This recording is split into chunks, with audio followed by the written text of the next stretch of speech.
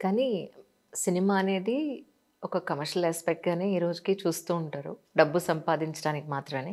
మీరేమో వచ్చిన ఆ కాస్త ప్రాఫిట్ కూడా మీరు ఎల్‌వి ప్రసాద్ ఇన్‌స్టిట్యూట్‌కి రాసి ఇవ్వడం ఏంటి సార్? అంటే మీకు డబ్బు మీద ఆశ లేదా? లేకపోతే మీరు కమర్షియల్ పాయింట్ ఆఫ్ వ్యూలో సినిమాలు తీయట్లేదా? డబ్బు మనకి కావాల్సినంత సంపాదించుకుంటే సరిపోతుంది అనుకున్న భావనలో ఇప్పుడు ఉంటానండి. గాడ్స్ గ్రేస్ వల్ల నేను అమెరికాలో చాలా కాలం ఉండడం వల్ల కంఫర్టబుల్గా ఈరోజు లివ్ చేయగలుగుతున్నాను. సంపాదన కంటే ఒక హద్దు అంటూ ఉండదు కదండి. ఎగ్జాక్ట్‌లీ. మనం కంఫర్టబుల్గా మనకి ఏదైతే ఆనందాన్ని ఇస్తుందో ఆ పని చేయాలి.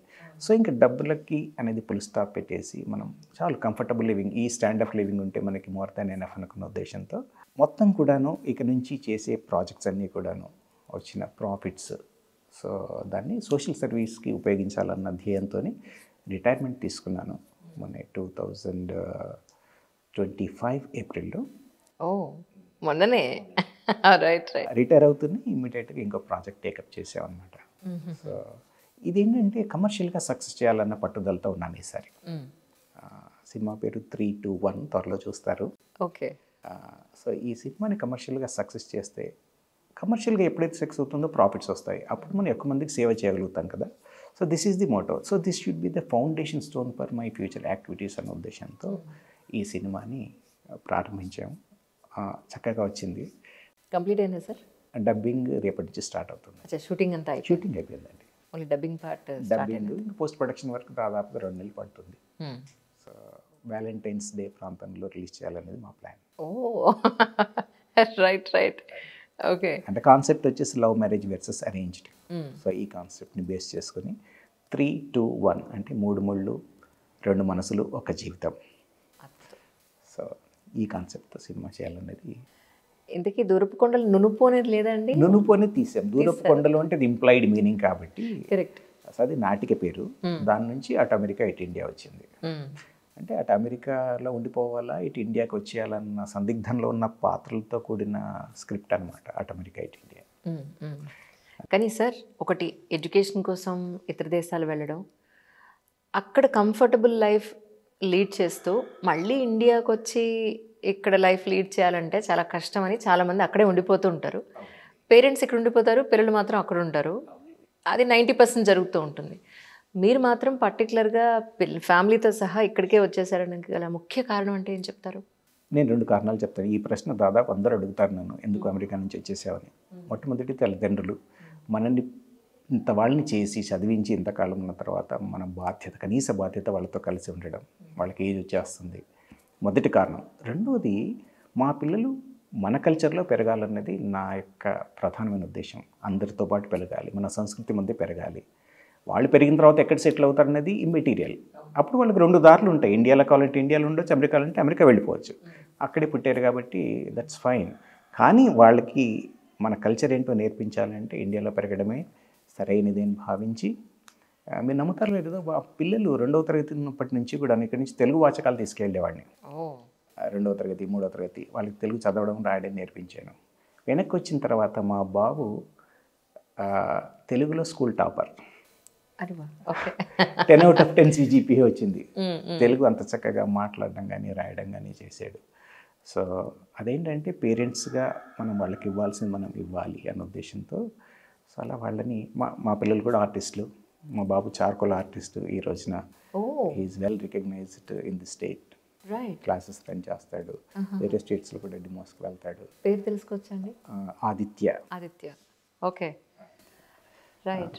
యాక్చువల్గా మా ఆగండి, నేను ఒక డైరెక్టర్ గారిని ఇంటికి వెళ్ళినప్పుడు ఆంజనేయ స్వామిది చార్కోల్తో ఆర్ట్ వేసి కింద ఆదిత్య అని రాసి ఉంది. ఎస్, నాకు గుర్తొచ్చింది. Right. Charcoal artist. Charcoal art మాత్రమే కాదు, is an actor. So Athreya సినిమాలో లీడ్గా వేసింది మా బాబే. చారిటీ కోసం చేసిన ప్రాజెక్ట్ కాబట్టి పిల్లలు ఎలాగో చిన్నప్పటి నుంచి వాళ్ళని నాటక రంగంలో ఇంట్రడ్యూస్ చేశాను. అమెరికాలో ఉన్నప్పుడే వాళ్ళు నాటకాల్లో పార్టిసిపేట్ చేశారు.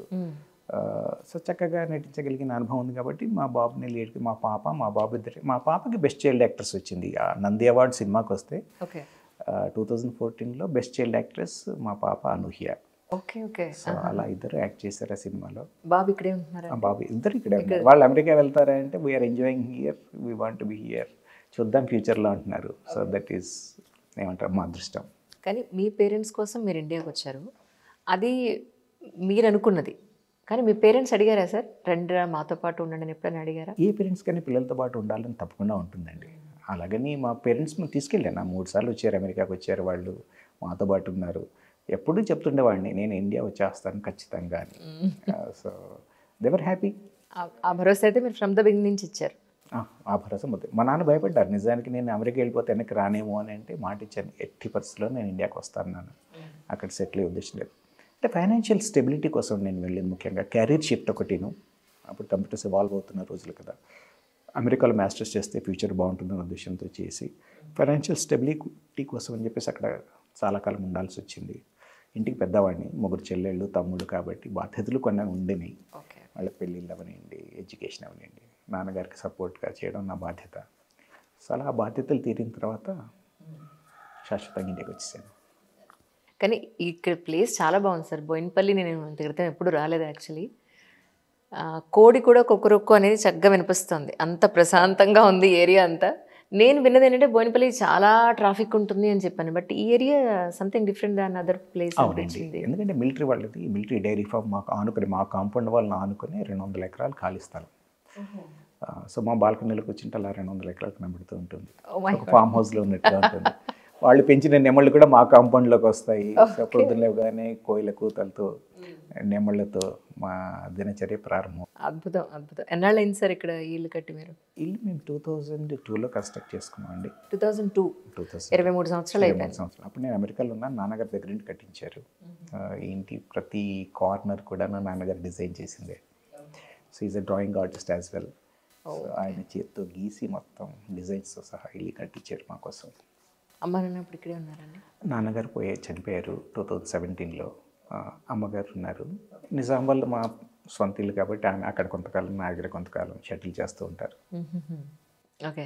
అయితే పిల్లలు మీరు రేపు అమెరికా వెళ్ళిన తర్వాత, సపోజ్ వెళ్ళారు అనుకుందాం, కాసేపు వెళ్ళిన తర్వాత లేదు అక్కడే ఉంటాము ఇక్కడ వెనక్కి రాము అంటే, యాజ్ అన్ ఇండియన్గా బాధపడతారా, పేరెంట్గా బాధపడతారా? నేను బాధపడనండి, అది వాళ్ళ చాయిస్. ఎందుకంటే వాళ్ళు అక్కడ బాగుంది. మనిషికి అల్టిమేట్గా కావాల్సింది ఆనందం. అది వాళ్ళ ఆనందాన్ని కాదని చెప్పి రావడం అనేది మాకు బాధే కదా.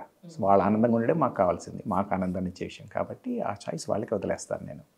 రేపు వాళ్ళ పెళ్ళిళ్ళు, వాళ్ళ మనవలు, మీ మనవలు వాళ్ళతో పాటు ఉండాలని మీకు కూడా ఉంటుంది కదా, అప్పుడు రండి రామని మీరు అడగరు అప్పుడు? మరి అగైన్ అది వాళ్ళ యొక్క ఆనందానికి సంబంధించిన విషయం కూడాను, కాబట్టి వాళ్ళ అభిప్రాయాలకు గౌరవాన్ని ఇస్తూ తప్పకుండా. అఫ్కోర్స్ మేము వెళ్తుంటాం, వస్తుంటాం, వాళ్ళు వస్తుంటారు. వాళ్ళు ఎక్కడ అల్టిమేట్గా సెటిల్ అవుతారు అనేది ఇంకా వాళ్ళ చాయిస్. ఒక పేరెంట్గా ఇక్కడ ఉంటే బాగుంటుందని మేము కోరుకుంటాం, కానీ but ultimate choice is their choice. ఇప్పుడు ఇంతకీ 3 to 1లో మీ చాయిస్ ఎట్టుంది యాక్చువల్లీ? రేపు మీ పిల్లలు లవ్ మ్యారేజా లేకపోతే అరేంజ్ మ్యారేజా అంటే మీ తెర మీద చూస్తేనే బాగుంటుందేమో. సరే, సినిమా సంగతి పక్కన పెడదాం. పర్సనలీ మీ చాయిస్ ఏంటి చెప్పండి? అదే మీది అరేంజ్ మ్యారేజే ఖచ్చితంగా? Arrange marriage.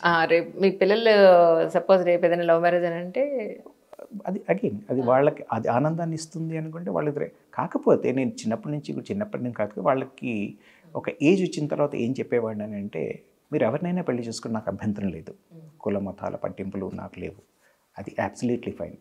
కానీ ఒక పార్ట్నర్ని సెలెక్ట్ చేసుకోవడానికి క్రైటీరియా ఎలా మనం చూడాలి అన్నది వాళ్ళకి చెబుతూ వచ్చాను.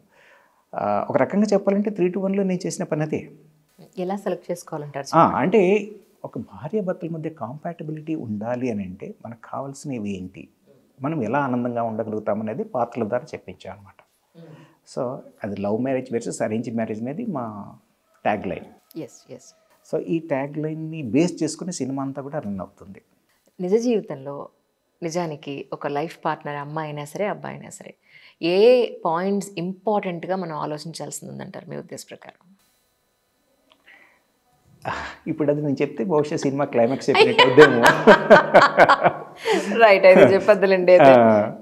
సో సినిమా చూస్తేనే బాగుంటుంది. బట్ ప్రతి నిజ జీవితంలో జరిగే సంఘటనలు అవనివ్వండి, లేకపోతే ఎదురయ్యే అనుభవాలు అవనివ్వండి, వాటి యొక్క సమాహారమే ఈ సినిమా చెప్తాను. లవ్ మ్యారేజ్ చేసుకున్నప్పుడు ఎలా అట్రాక్ట్ అవుతారు, ఎలా వాళ్ళు మళ్ళీ వాళ్ళ మధ్య ప్రాబ్లమ్స్ వస్తాయి. అలాగే అరేంజ్ మ్యారేజ్ కూడా అవనండి, same thing. So whether it's love marriage or arrange marriage, problems అనేది రావడం సహజం ఇద్దరి మధ్య. అది రాకుండా ఉండాలంటే ఏం చేయాలనేది కూడాను మేము ఈ సినిమా ద్వారా చెప్పదలుచుకున్నాం.